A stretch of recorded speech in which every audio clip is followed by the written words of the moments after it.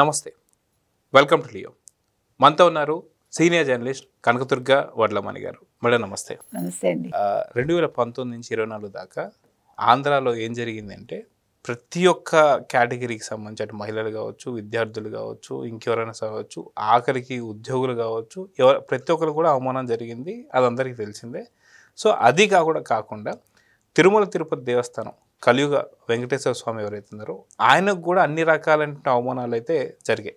అయితే కూటమి ప్రభుత్వం వచ్చిన తర్వాత వాటన్నింటిని కూడా ప్రక్షాళన మొదలుపెట్టేది తిరుపతి నుంచి అని చెప్పేసి అన్నారు. మొదలుపెట్టారు, అవన్నీ కూడా జరుగుతున్నాయి. ఈరోజు మరొక రికార్డు బద్దలు కొట్టబోతున్నారు నారా చంద్రబాబు నాయుడు గారు. అదేంటి అంటే పట్టు వస్త్రాలు 15సారి సమర్పిస్తుందని చెప్పి, అంటే దాదాపు 16 ఏళ్ళుగా ఆయన ఉన్న ఒక్కసారి బాంబ్ బ్లాస్ట్ లేదు ఆగితే ఇక మిగతాది ఇప్పుడు చూస్తున్నాం. సో ఇప్పుడు తిరుమలకు సంబంధించి పునర్వైభవం వచ్చేసిందా లేదా అంటే ఏం చెప్తారు? అంటే మీరు అన్నట్టుగా ఇప్పుడు చంద్రబాబు నాయుడు గారో లేకపోతే లోకేషో పవన్ కళ్యాణో అవమానాలు ఎదుర్కోవడం వేరు మనుషులుగా. కానీ దేవదేవుడు అంటాం మనం, అంటే వెంకటేశ్వర స్వామి ఆయనకి చేసినన్ని అపచారాలు, ఆయనకి చేసినన్ని అంటే అవమానాలు అసలు ఏ ప్రభుత్వం కానీ, ఏ ముఖ్యమంత్రి కానీ, ఏ వ్యక్తి కానీ ఎప్పుడూ కూడా అంటే ఎవరి టెన్యూర్లో కూడా వాళ్ళు చేయలేదు. కానీ జగన్మోహన్ రెడ్డి వైసీపీ నేతలు చేసినంత ఆగడాలు ఇంకెవరు కూడా ఎప్పుడూ చేయలేదు. అంటే స్వామిని దోచుకోవటం అనేదే ఒక పనిగా పెట్టుకుని అసలు మామూలుగా స్వామివారికి మనం ఏమి ఇవ్వాలి అనేది మామూలుగా సాధారణ మనిషి ఆలోచిస్తారు. ఎంత ముఖ్యమంత్రి అయినా అక్కడికి వెళ్ళాక ఆయన సాధారణ వ్యక్తి, దేవుడు ముందు ఒక సామాన్య భక్తుడిగానే అక్కడికి వెళ్తారు. కానీ జగన్మోహన్ రెడ్డి మాత్రం ఒక క్రిస్టియన్ అని అడుగడుగునా ప్రూవ్ చేసుకుంటూ భార్యను కూడా పక్కన పెట్టుకోకుండా, ఎందుకంటే భారతీరెడ్డి రారు కాబట్టి తను ఒంటరిగా వెళ్ళి పట్టు వస్త్రాలు సమర్పించడం అనేది అసలు మన హిందూ సంప్రదాయం ప్రకారం అది చెల్లదు.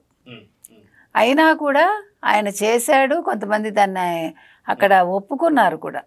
అంటే అది హిందువులు అని చెప్పుకునే వాళ్ళు చేసిన ఒక తప్పిదంగానే నేను భావిస్తాను. రెండోది మీరు అన్నట్టుగా 15 సార్లు ఇవాళతోటి చంద్రబాబు నాయుడు గారు వెంకటేశ్వర స్వామికి బ్రహ్మోత్సవాల్లో పట్టు వస్త్రాలు సమర్పించటం అనేది అది సతీ సమేతంగా అది ఇంకా అసలు చెప్పక్కర్లేదు, అది అండర్స్టూడ్ అనమాట. అంటే ఈ 5 ఏళ్ల పాటు కూడా ఏపీ ప్రజలందరూ కూడా సతీ సమేతంగా అనేది మర్చిపోయారు. సో ఈ విషయాన్ని మాత్రం పదే తలుచుకుంటున్నారు. అంటే స్వామివారికి ఇప్పుడు సరైనటువంటి ఒక సంప్రోక్షణ జరిగింది, సరైనటువంటి గౌరవం దక్కిందని చెప్పేసి అనుకుంటున్నారు. అంటే నేను అనేది ఏంటంటే ఇది 16సారి అవ్వాలి సాధారణంగా అయితే, అంటే లెక్క ప్రకారం చూసుకుంటే. కానీ ఏదైతే అలిపిరి సంఘటన జరిగిందో అప్పుడు వేరే అక్కడుండే మేయర్ ఎవరో ఆ రోజు పట్టు వస్త్రాలు సమర్పించాల్సి వచ్చింది అన్నారు. అంటే దేవుడి అనుగ్రహం అనేది చంద్రబాబు నాయుడు గారి మీద ఏ విధంగా ఉంది, వెంకటేశ్వర స్వామి వారి అనుగ్రహం అడుగడుగున ఆయనకు ఉంది అనేది ప్రతిసారి మనకి ప్రూవ్ అవుతోంది. అంటే అలిపిరి సంఘటనను మించి ప్రపంచంలో ఎక్కడ ఏది జరిగి ఉండదు. ఒక బాంబ్ బ్లాస్ట్లో ఆయన చెప్పాలంటే అలా లేచి బట్టలు దులుపుకుని బయటికి రావటం అనేది అసలు మనం కని విని ఎరగం. అంటే అది చిత్రమే అది. అంటే భగవంతుడి అనుగ్రహం ఉంటే కానీ, లేదు మీకు ఆయుష్ ఉంటే కానీ అది జరగదు. అంటే ఆయన అవసరం ఇంకా ఈ రాష్ట్రానికి ఉంది అని స్వామి గుర్తించారని అనుకోవాలి. ఇంకొకటి ఏంటంటే ఇప్పుడు మీరు కనుక చూసుకున్నారంటే 5 ఏళ్లలో వాళ్ళు చేసిన తప్పిదాలన్నీ కావు. అంటే కల్తీ లడ్డు ఇవాళ బయటకు వచ్చింది. అంతకుముందు వాళ్ళు క్రిస్టియన్స్ని అక్కడ ఉద్యోగస్తులుగా ఉంచటం, వాళ్ళందరూ కూడా అంటే కొంతమంది అందులో ఆదివారాలు వాళ్ళు చర్చికి వెళ్ళటానికి స్వామివారి వెహికల్స్ వాడుకోవడం, తర్వాత అంటే లడ్డు కల్తీలో లడ్డు నెయ్యి ఎలాంటిది వాళ్ళు వాడారు అనేది పొన్నవోలు గారి మాటల్లోనే అందరూ విన్నారు. అంటే ఇంకంతకంటే నీచ నికృష్టం ఇంకోటి లేదు. తర్వాత జుట్టు దాకా వచ్చేసరికి స్వామివారికి ముఖ్యంగా ఇష్టమైనది అంటే భక్తుడు సమర్పించుకోవాల్సింది, స్వామికి చాలా ఇష్టమైనది తలనీలాలు. ఆ తలనీలాలు కూడా పెద్ద తలనీలాలు ఇస్తారు కదండి పెద్ద జుట్లు వాళ్ళు, దాన్ని మామూలుగా క్యాన్సర్ పేషెంట్స్కి విగ్గులు తయారు చేసి ఇస్తారనమాట. అంటే వీళ్ళు కూడా వేలం ద్వారానే అవన్నీ చేస్తారంటే ప్రతిదీ లెక్క ఉంటుంది. సో వీళ్ళు దాన్ని కూడా దోచేసుకున్నారు, బయట అమ్మేసుకున్నారు అనేది తెలుస్తోంది. తర్వాత స్వామికి ఇచ్చే చాలా అంటే ఉంటాయి కదా, ఆయనకి ఇచ్చే గిఫ్ట్లు అవంతా కూడా అవి కూడా తీసేసుకున్నారు, పంచుకున్నారు ఎవరికి వారు అనేది. తర్వాత వచ్చిన భక్తులు వాళ్ళ వస్తువులు కొన్ని మర్చిపోతూ ఉంటారు. ఫోన్ కావచ్చు, లేకపోతే తెలియకుండా నగలు పడిపోవచ్చు, డబ్బు మర్చిపోవచ్చు, పర్సులు మర్చిపోవచ్చు, ఏదైనా కావచ్చు. అంటే ఖరీదైనవన్నీ కూడా వాటిని ఒక చోట పెడతారనమాట. ఒక విజిలెన్స్కి ఏర్పాటు చేసి దానికి ఒక స్పేస్ ఇస్తారు వాళ్ళు సెపరేట్గా.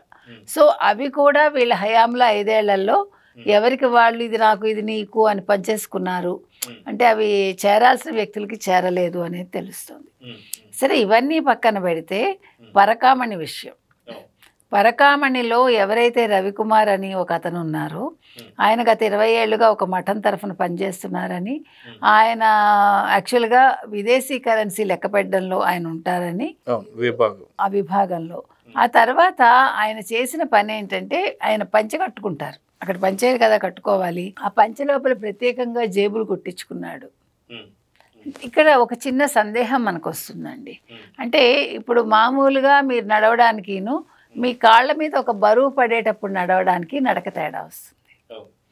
మరి ఇప్పుడు పోనీ ఎంత నోట్లు ఎక్కువ పెట్టుకోకపోయినా ఇప్పుడు డాలర్లు అనుకుందామండి, అలాంటివి ఒక ఇంత కట్ట పెట్టుకుంటే తేడా తెలియదా? పోనీ ఎన్ని జేబులు కుట్టించుకున్నా ఈ నడక తేడా వస్తుందిగా.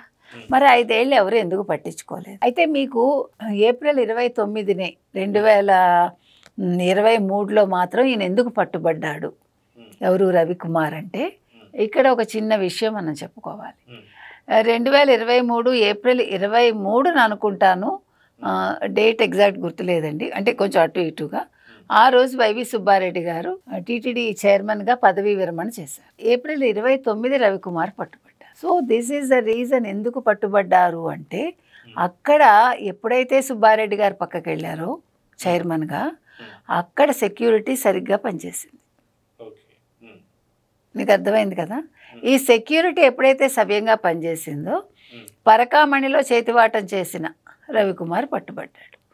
పట్టుబడ్డాక విషయాలు ఏం బయటకు వచ్చాయంటే 100 కోట్ల ఒకళ్ళు, 200 కోట్లను ఒకళ్ళు, నిన్న కిరణ్ రాయల్ మాత్రం 300 కోట్లు అని చెప్పడం జరిగింది. అంటే ఆయన తినేసిన సొమ్ము.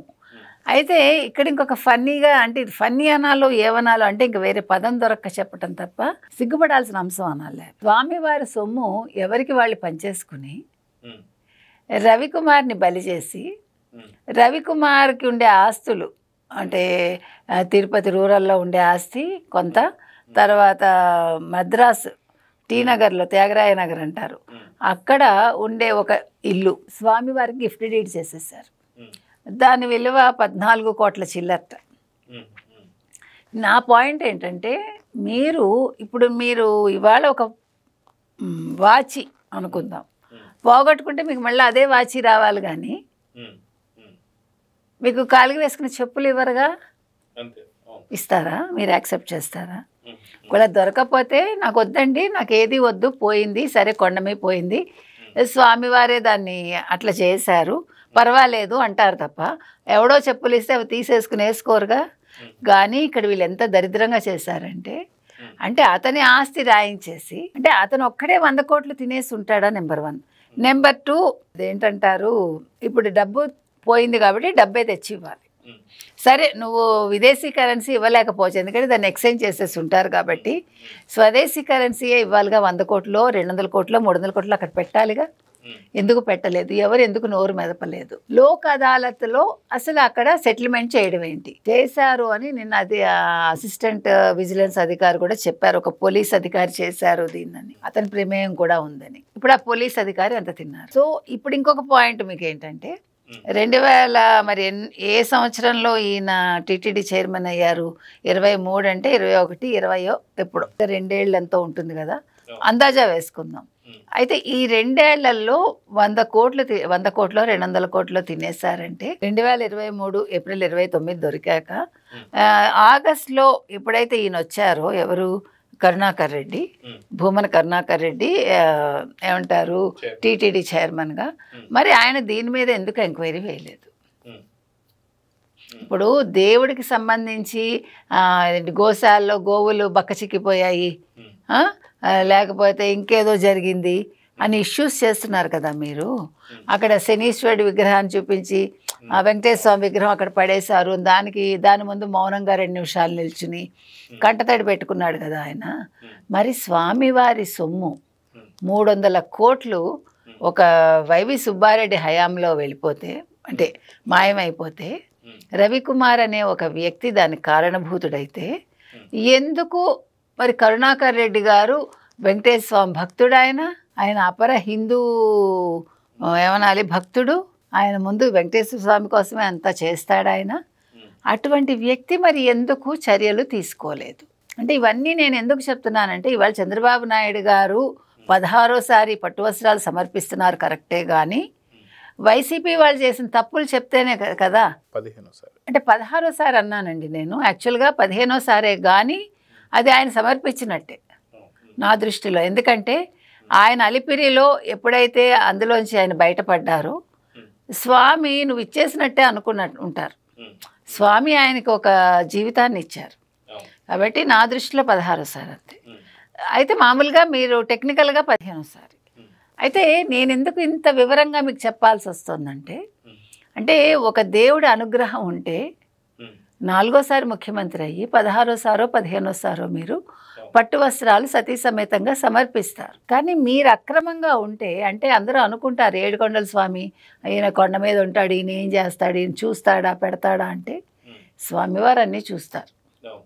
ఇప్పుడు మీకు నమ్మకం ఉన్నా లేకపోయినా మీరు తప్పు చేస్తే దానికి ఫలితం అయితే ఉంటుంది. ఓకే, అది వెంకటేశ్వర స్వామి చేశారా లేదా అనేది మీరు నమ్ముతారా లేదో మీ కర్మ అది, కానీ జరగడం అయితే జరుగుతుంది, ఇవాళ కాకపోతే రేపు. ఇంకొకటండి, మనకి ముఖ్యంగా మనం బాధపడాల్సిన అంశాలు ఏంటంటే, మన కుటుంబంలో ఎవరినైనా మనం కోల్పోతే అంతకు మించిన బాధ ఇంకోటి ఉండదు. దేవుడు ఈ జన్మలోనే మనకి ఇవ్వాల్సిన ఫలితాలు ఇచ్చేస్తాడు. కొంచెం ఆలస్యం అవుతుందేమో మనకు తెలియదు, కానీ అందుకని మనం ఎప్పుడూ కూడా పాపభీతి అనేది అందుకే అంటారు. పాపభీతి ఉండాలి, పక్కా బెదురు ఉండాలి. ఆ రెండూ లేవు వైసీపీ వాళ్ళు. అవి లేకపోబట్టి ఇది హిందువులకు సంబంధించింది, మనం దోచుకుందాం, మనం క్రైస్తవులం కదా, మనం జీసస్ని నమ్మాం కదా అంటే, ఇక్కడ మీకు ఒక చిన్న విషయం చెప్తాను. ఇది అప్రస్తుతం ప్రస్తుతం కూడా, ఎందుకంటే ఇది ఆల్రెడీ నాకు ఎక్స్పీరియన్స్ అయింది. గతంలో కూడా ఒకసారి నేను చెప్పాను ఈ విషయం. ఎప్పుడైతే రాజశేఖర్ రెడ్డి గారు ప్లేన్ క్రాష్లో చనిపోయారో, అప్పుడు ఆయన ఏడుకొండలకి సంబంధించి ఒక జీవో రెడీ చేశారు. ఆ జీవో మీ సంతకం కోసం వెళ్ళారని ఒక రూమర్ వచ్చింది. అది నిజాలు వెంకటేశ్వర స్వామికి తెలియాలి, మనకు తెలియదు. అప్పుడు ఆయన చనిపోవటం జరిగింది. అది అందరం కూడా ఇప్పటికీ బాధపడతాం. ఎందుకంటే ఒక వ్యక్తిగా అందరూ రాజశేఖర రెడ్డిని అభిమానిస్తారు. ప్రతి మనిషిలోనూ మంచి చెడు ఉంటాయి. సరే, చెడు మనకు అనవసరం, ఒక మంచి వ్యక్తిగానే భావిద్దాం. చనిపోయిన వాళ్ళందరూ మంచి వాళ్ళే అంటారు కాబట్టి. కాకపోతే నేను ఒకసారి ట్రైన్లో ట్రావెల్ చేసేటప్పుడు ఒక ప్రొటెస్టెంట్ క్రిస్టియన్స్ వాళ్ళు, మీ క్రిస్టియన్స్లో మీకు తెలుసు రోమన్ క్యాథలిక్స్, ప్రొటెస్టెంట్స్, తర్వాత పెంటకోస్ట్లు, ఇట్లా చాలా ఉంటారు. పెంటకోస్ట్లు అందరికంటే తీవ్రంగా ఉంటారు భక్తిలో. వాళ్ళు అసలు ఏది వేసుకోరు. వీళ్ళు ప్రొటెస్టెంట్స్ కూడా ఏం వేసుకోరు, అంటే నగలు కానీ ఏం వేసుకోరు, బొట్టు పెట్టుకోరు. వాళ్ళ జీవితం వాళ్ళు స్వామికి, యేసు ప్రభువుకి అంకితం చేస్తారు. సో ఆవిడ అంటే యాక్సిడెంటల్గా ఏమైందంటే, ఆవిడ ఒక చర్చ్ ఫాదర్కి వైఫ్. ఆవిడ ఏమన్నారు తెలుసా, ఆవిడంతటా ఆవిడ ప్రస్తావన తీశారండి, రాజశేఖర రెడ్డి ప్రస్తావన తీసి, మీకు తెలుసా మేడం ఎందుకు రాజశేఖర రెడ్డి గారు చనిపోయారు అంది. అన్న ప్లేన్ క్రాష్ కదండి అన్న. కాదు, ఆయన ఒక క్రిస్టియన్ అయ్యుండి ఆయన ఏంటి వెంకటేశ్వర స్వామికి పట్టు వస్త్రాలు ఇచ్చాడు ముఖ్యమంత్రిగా. అలా ఎలా ఇస్తాడు? ఆయన ఇచ్చాడు కాబట్టే ఆయన చనిపోయాడు. అంటే నేనన్నా మరి జీసస్ నమ్ముతారు కదండి అన్న. ఆయన ఆ రకంగా పట్టు వస్త్రాలు సమర్పించారు కాబట్టి జీసస్ ఆయన అనుగ్రహించలేదు. అంటే జగన్మోహన్ రెడ్డి కూడా సతీ సమేతంగా ఇవ్వడం లేదంటే ఇలాంటిది ఏదైనా జరుగుతుంది భయంతోనేనా, లేదా భారతిరెడ్డి గారు ఏమన్నా ఆపారు అనుకోవాలా? మనకు తెలియదు, ఉండొచ్చు. అంటే ఆయన భయాలు, ఆయన భయస్తుడు అసలు. ఇప్పుడు రాజశేఖర రెడ్డికిను జగన్మోహన్ రెడ్డికి ఉండే తేడా ఏంటంటే, ఈయన భయస్తుడు కాదు రాజశేఖర రెడ్డి గారు, వేరే జగన్మోహన్ రెడ్డి అడుగు తీసి అడుగు వేయడానికి భయపడి చచ్చిపోతుంది. కాబట్టి ఇది ఆవిడ చెప్పిన అంశం చెప్తున్నా. ఇంకో మాట ఏమంది ఆవిడ, వాళ్ళు ప్రొటెస్టెంట్లు అయ్యుండి ఆవిడ ఇంత పెద్ద బొట్టు ఎలా పెట్టుకుంటుంది విజయలక్ష్మి, ఇన్ని గాజులు వేసుకుంటుంది, నగలు వేసుకుంటుంది, ఇవన్నీ మా మతంలో చెల్లవివి అని ఆ రోజు కొంచెం సీరియస్గా మాట్లాడింది. నేనేం ఆర్గ్యూ చేయలేదు, because it's not my issue కాదు నాకు అసలు. ఎందుకంటే అది ఎవరి భక్తికి సంబంధించింది, ఎవరి నమ్మకానికి సంబంధించింది వాళ్ళది. అది దాని గురించి నేను ఎటువంటి అంటే తర్వాత దాని గురించి ఆర్గ్యూ చేయలేదు నేను. కాకపోతే ఎందుకు చెప్తున్నానంటే వెంకటేశ్వర స్వామి అంటే ఆయన అనుగ్రహం ఉన్నా ఆగ్రహం ఉన్నా ఎలా ఉంటుందో చెప్తున్నా. ఆవిడేమంటుంది, వెంకటేశ్వర స్వామి ఎందుకు పట్టించుకోలేదంటే ఆయన క్రిస్టియన్ కాబట్టి ఇట. క్రిస్టియన్ అంటే జీసస్ ఎందుకు పట్టించుకోలేదంటే ఆయన క్రిస్టియన్ అయి ఉండి బట్టలు సమర్పించాట. ఆవిడ చెప్పిన వాదన ఇది, వాళ్ళు చెప్పింది. అంటే నేను అనేది ఏంటంటే మనుషులు ఎట్లా ఆలోచిస్తారు కాబట్టి తప్పు చేసేసి మనం ఆ పెళ్ళి కళ్ళు మూసుకుని పాలు తాగితే ఎవడు చూడలేదు అనుకుంది అన్నట్టుగా మన స్వామి కన్ను మన మీద మన ఎటున్నా ఉంటుందండి. ఆయన దివ్య దృష్టి అనేది అందుకే. మనం తప్పులు చేస్తాం, మనం ఏమనుకుంటాం మన ఎవడు చూడటం లేదనుకుంటాం. అందుకే ఎప్పుడూ కూడా ఒక శిష్యుడు అడుగుతాడు, స్వామి నాకు ఆకలేస్తుంది అంటే కొంచెం ఇస్తాడు ఆయన ఫుడ్, మిగతా వాళ్ళకి ఇవ్వకుండా. ఇచ్చినప్పుడు నువ్వు ఎవరు లేని చోట వెళ్ళి తిను అంటాడు. అంటే శిష్యుడు కాసేపటికి వచ్చి అది వెనక్కి ఇచ్చేస్తాడు. ఎందుకు ఇచ్చేస్తున్నావు నాకు, నేనే కదా ఇచ్చాను నీకంటే, మీరు ఎవరూ లేని చోట్ల తినమన్నారండి, కానీ నాకు భగవంతుడు కనిపిస్తున్నాడు, భగవంతుడు నన్ను చూస్తున్నాడు కదా, నేను ఎట్లా తింటాను మిగతా వాళ్ళకి పెట్టకుండా అంటాడు. అంటే చిన్న కథలు కావచ్చు కానీ మనకి జీవిత సత్యాలు బోధిస్తాయండి.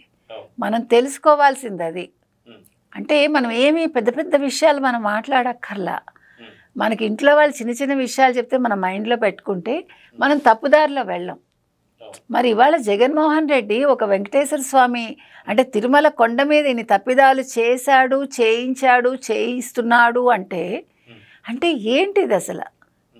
నీ పెంపకం లోపమా, లేకపోతే నీకు అసలు ఏంటి మ్యానుఫ్యాక్చరింగ్ డిఫెక్టా, లేకపోతే ఎవరిని కేర్ చేయకపోవటమా? అంటే హిందువులు అంటే లోకువా, లేకపోతే హిందూ దేవుళ్ళు అంటే నీకు మన్నేం చేస్తారులే అనే ఒక రెక్లెస్నెస్సా? ఇవన్నీ ఆలోచించాలండి. ఏది ఏమైనా అంటే వెంకటేశ్వర స్వామి అనుగ్రహం అనేది చంద్రబాబు నాయుడు గారికి ఉందండి. ఆగ్రహం అనేది వేరే ఎవరి మీద పడకుండా ఉండాలని కోరుకుందాం మనం. ఈలోగా వాళ్ళ తప్పిదాలు వాళ్ళు తెలుసుకుని పాప ప్రక్షాళన చేసుకుంటే ఏ గొడవ ఉండదు. పరకామణి సొమ్ము వెనక్కి ఇచ్చేస్తే కొంతలో కొంత అందరూ కూడా సేఫ్లో ఉంటారని చెప్తారు. సో చూద్దాం మొత్తానికి ఈరోజు మాత్రం ఎందుకని జగన్మోహన్ రెడ్డి సతీ సమేతంగా పట్టు వస్త్రాలు సమర్పించడం లేదు అంటే అసలైన కారణం అయితే అర్థమైపోయింది. సో చూద్దాం జరగబోతుంది. నమస్తే. Please subscribe to Leo news for more videos.